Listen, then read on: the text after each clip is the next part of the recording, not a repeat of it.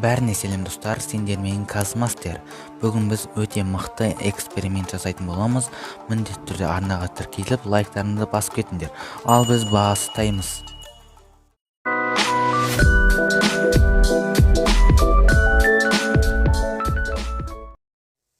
Достар, бүгін біз ақша жандыратын эксперимент жасайтын боламыз. Ол үшін бізге тұз, этил спирті және су керек болады. Осылар ең басты ингредиенттер десек те болады.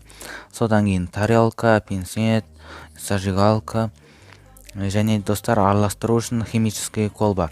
Мен бұған распаковка жасадым. Көрмесеңдер, подсказкадан шығатын видеоны көріп кетіңдер. Және бізге ручка және әрине ақшаның өзі. Және өтірік ақша да керек болып қалады. Достар, біз экспериментімізді бастаймыз.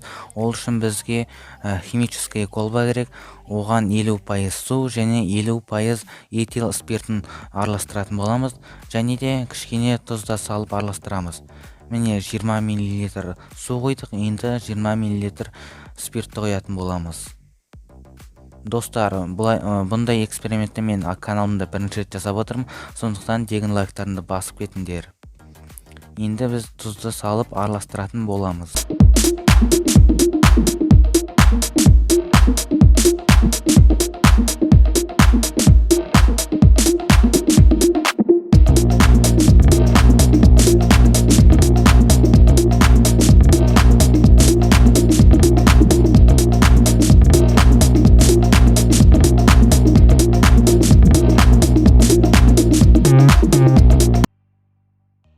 Енді достар, ақшаны салып көреміз.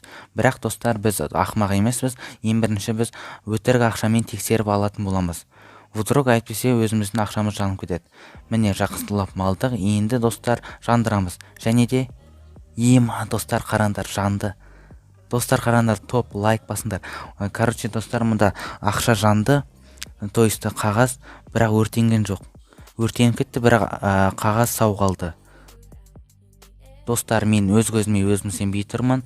Қайтадан тексергім келіп тұр. Қайтадан осы сұйықтыққа малып жағып көретін боламыз. Достар, қағаз өртенді, бірақ жанған жоқ. Міндетті түрде лайк басыңдар. Достар, енді мен бұл экспериментті шын ақшамен жасамақшымын. Міндетті түрде арнаға тіркеліңдер, егерде кім тіркелмеді. Және қоңыраушаны басып кетіңдер. Жақсылап малып алайық. Әйтпесе өртеніп кетіп жүрсе, осылай малып аламыз, достар. Жақсылап. Қорқып тұрмын, достар, шыны керек. Негізі шын ақша ғой дегенмен. Енді өртеп көреміз, достар.